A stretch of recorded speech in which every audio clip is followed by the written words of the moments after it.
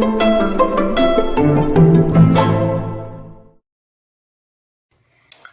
my name is Brandon, and I'm an alcoholic and addict in recovery.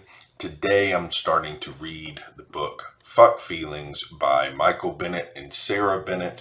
I've read this book before. I love this book. It's a very no-nonsense, upfront, in-your-face reassessment of a lot of popular topics, from self-improvement to relationships to addiction. So there's lots of great stuff in here. And some of it is going to apply very well to recovery, as you'll see when I talk about what I'm going to talk about today. So the first chapter is about self-improvement. And here's what they have to say about self-improvement. Dedication to improving yourself is admirable, and if you're Oprah, unbelievably lucrative. But what separates this book from your average work of Deepak Chopra is that we can tell you up front that being prepared to make whatever sacrifice is necessary to improve yourself doesn't mean that you can do it.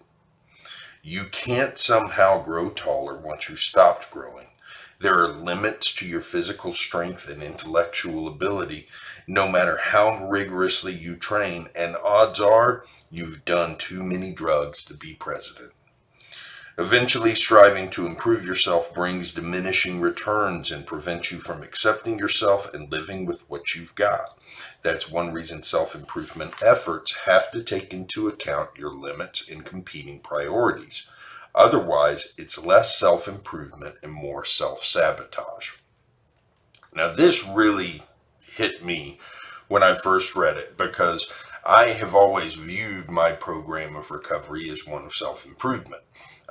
Not in the sense of, self-help guru type of self-improvement, but if just trying to be a better person today than I was yesterday, and being prepared to try to be a little bit of a better person tomorrow than I was today.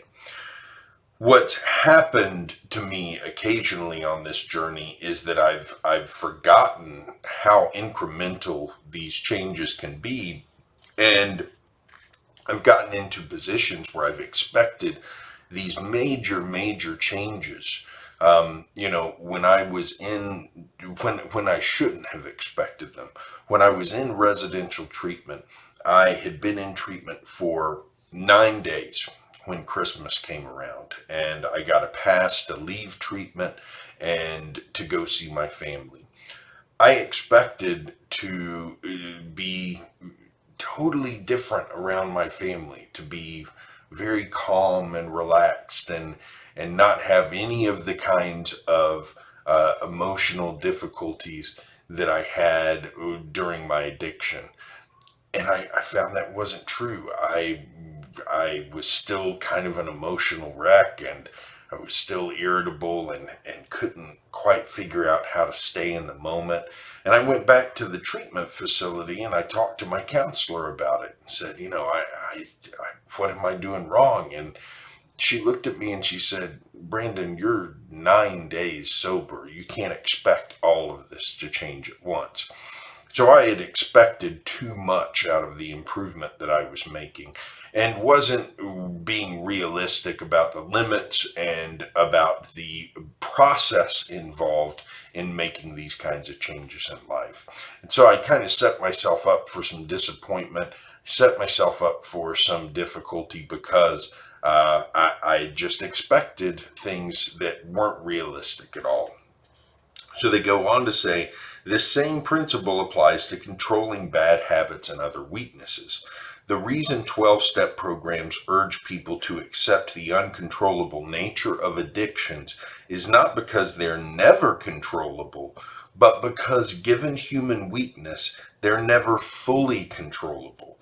There's always something that can, at least temporarily, overwhelm human control and cause us to do things we'll regret.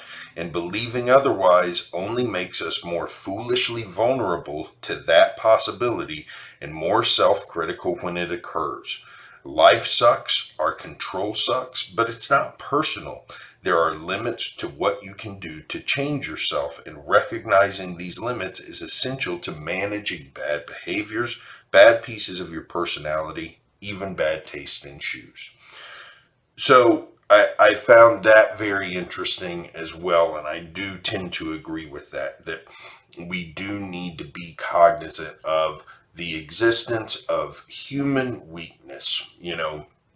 We can talk ourselves up as much as we want. We can make ourselves, we can do everything in our power to make ourselves invulnerable to things like relapse or recurrence of drug or alcohol use. But I have always, as part of my recovery, accepted that it is possible that something outside of my control could happen and could drive me back to using alcohol or drugs. And that's why I have to keep working. I can't let my guard down. I can't do it, because as soon as I let my guard down, life will step in and it will attack. My addiction will attack as soon as I let my guard down. So this acknowledgement for me of the fact that this is possible. Human beings are only human beings. We cannot make ourselves invulnerable to anything. Acknowledgement of that has been a reinforcing factor in why I continue to do work on my recovery every single day of my life, and why that's so important.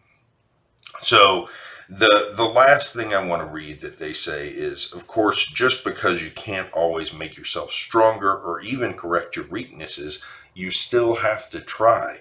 If your goal is to be a good, decent person who carries out his responsibilities, you're never off the hook.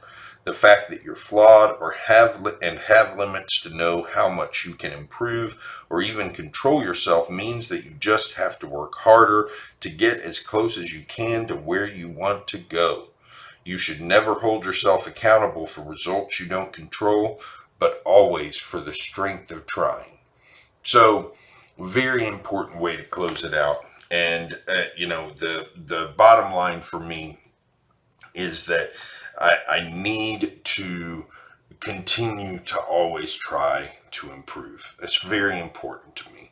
But I need to recognize there are limits to that. And I'm told this often, people in my life who I confide in, who I share my troubles with, often tell me, you've got to give yourself a little bit of a break. You've got to recognize that you're never going to be perfect, and cut yourself some slack.